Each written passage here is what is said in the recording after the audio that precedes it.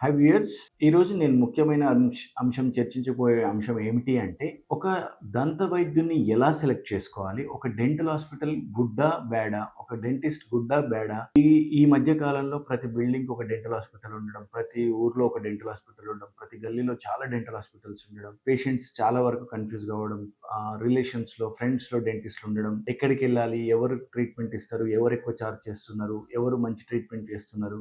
ఇవన్నీ కూడా చాలా కన్‌ఫ్యూజింగ్‌గా ఉంది. సో, ఈరోజు నేను చర్చించబోయే అంశం ఏంటంటే, how to find a good dentist or good dental hospital near you అనే దానికి మనం ఏ రకమైన అంశాలు దృష్టిలో పెట్టుకొని మనం డెంటిస్ట్‌ని సెలెక్ట్ చేసుకోవాలనేది ఈరోజు ముఖ్యమైన అంశం మనం చర్చించుకోవచ్చు. సో, నేను మీ doctor Ashok Kumar Manchana, co-founder and managing director of Elident hospitals Hyderabad. మాకు 4 సక్సెస్‌ఫుల్ బ్రాంచెస్ ఉన్నాయి. కేపీహెచ్‌బీ, కొండాపూర్, మణికొండ మరియు బంజారా హిల్స్.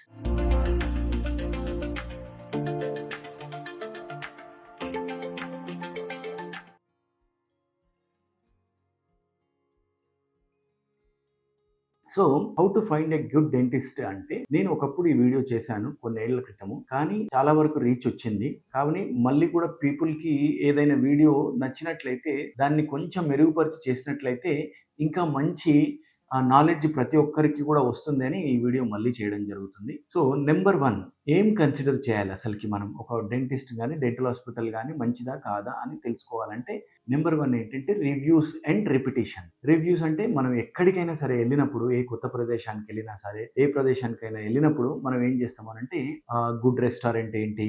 గుడ్ హోటల్ ఏంటి? లేదంటే గుడ్ మాల్ ఏంటి? గుడ్ ప్లేసెస్ టు సీ అని ఇలాంటివి చాలా కూడా చెక్ చేస్తాం. చూసిన తర్వాత రివ్యూస్ ఉంటాయి. వెబ్‌సైట్‌లో గానీ, లేదంటే గూగుల్ మ్యాప్స్‌లో గానీ ఆ యొక్క డాక్టర్‌వి గానీ, ఆ డెంటల్ హాస్పిటల్ రివ్యూస్ ఉంటాయి. ఆ తర్వాత జెన్యూన్ రివ్యూసా, ఫేక్ రివ్యూసా అనేది కూడా మీరు ఈజీగా పసిగట్టొచ్చు. ఒక 4, 5 రివ్యూస్ చదివినట్లయితే స్టార్ రేటింగ్‌ని బట్టి నిజంగా ఇచ్చిన రివ్యూసా, లేదంటే ఫేక్ రివ్యూసా అనేది కూడా మీరు పసిగట్టవచ్చు. సో, ఒకవేళ రివ్యూస్ గనుక మంచిగున్నట్లయితే, లేదంటే పేషెంట్స్ ఫోటోస్ తీసి డాక్టర్స్ పేర్లు ఎక్స్‌ప్లెయిన్ చేసుకుంటా, ట్రీట్మెంట్ పేర్లు ఎక్స్‌ప్లెయిన్ చేసుకుంటా రివ్యూస్ ఇచ్చినట్లయితే వాటిని మనం ఖచ్చితంగా నమ్మొచ్చు. సో, ఆ తర్వాత రిపిటీషన్. ఒకవేళ మీకు తెలిసింది ఓకే, రివ్యూస్ బాగున్నాయి, కానీ దీని గురించి తెలుసుకోవాలి అని అనుకున్నప్పుడు మీకు వాట్సాప్ గ్రూప్స్‌లో గానీ, లేదంటే మీ ఫ్రెండ్స్ అండ్ రిలేటివ్స్‌లో గానీ ఆ పర్టిక్యులర్ డాక్టర్ గురించి గానీ, డెంటల్ హాస్పిటల్ గురించి అడిగినట్లయితే ఎంతో కొంత మీకు ఇన్ఫర్మేషన్ వస్తుంది.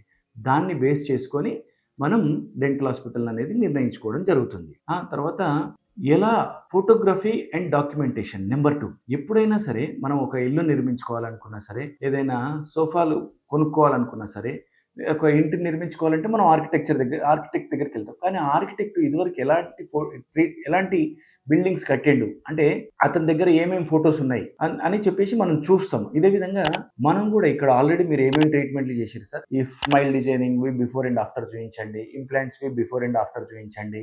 ఆ తర్వాత root canals before and after చూయించండి. లేదు, పేషెంట్స్ నెంబర్‌లు ఇవ్వండి. మేము మాట్లాడి వాళ్ళు మాకు ట్రీట్మెంట్ మీకు మంచిగా చేసిర్రా లేదా తెలుసుకొని చేసుకోవడం. ఆ తర్వాత డాక్యుమెంటేషన్, ప్రతి ఒక్క కేసు కూడా బిఫోర్ ఫోటోస్ తీసుకోవడం. ట్రీట్మెంట్ అయిపోయిన తర్వాత కూడా వాళ్ళ యొక్క ఫోటోస్ తీసుకొని ఎలా జరిగిందనేది ఎక్స్‌ప్లెయిన్ చేసుకోవడం. దీన్ని డాక్యుమెంటేషన్ అంటారు.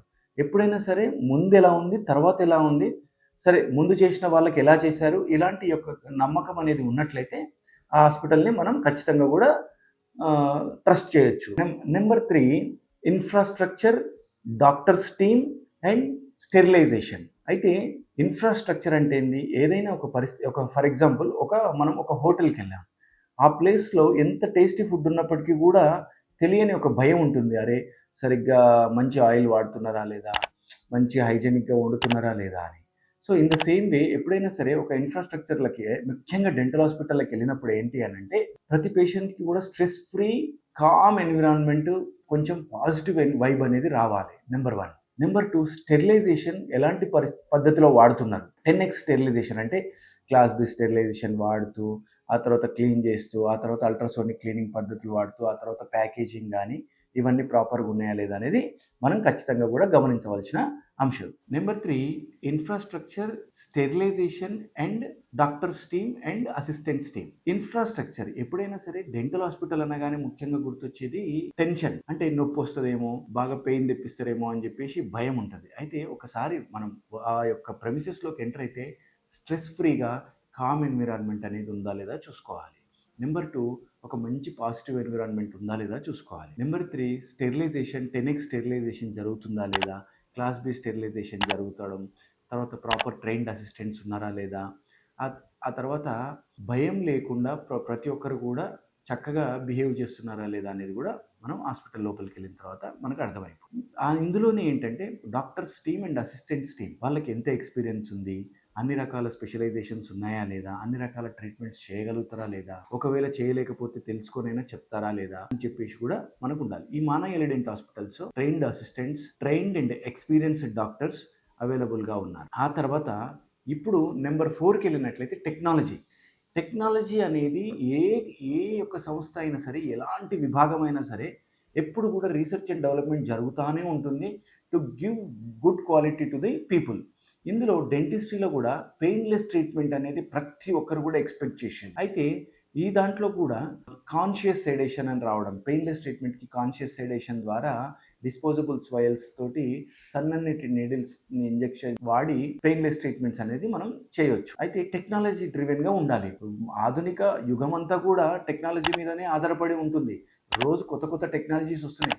ఈ యొక్క టెక్నాలజీస్ని కొత్త హాస్పిటల్స్ అడాప్ట్ చేసుకున్నాయా లేదా, పేషెంట్కి ఆ కన్వీనియన్స్ ఇస్తున్నారా లేదా అనేది కూడా ఉంటుంది. ఆ తర్వాత ఇంట్రాఓరల్ స్కానింగ్, ఫర్ ఎగ్జాంపుల్ చాలా మంది పౌడర్ అండ్ పేస్ట్ తోటి మనకి ఇంప్రెషన్స్ ఇస్తారు, కానీ ఇప్పుడు స్కానింగ్ చేసి డిజిటల్ పద్ధతిలో ఇంప్రెషన్స్ అనేది తీయడం జరుగుతుంది. ఆ తర్వాత బ్లడ్ లేకుండా సర్జరీస్ అంటే లేజర్స్ పద్ధతి వాడి, తర్వాత బోన్ పాడు కాకుండా పీజో సర్జరీ వాడి, తర్వాత టీత్ వైట్ కావడానికి కెమికల్స్ లేకుండా టీత్ వైట్ కావడం, ఇలా టెక్నాలజీ డ్రివెన్గా ఉందా లేదా హాస్పిటల్ అనేది కూడా మనం చెక్ చేసుకోవాలి.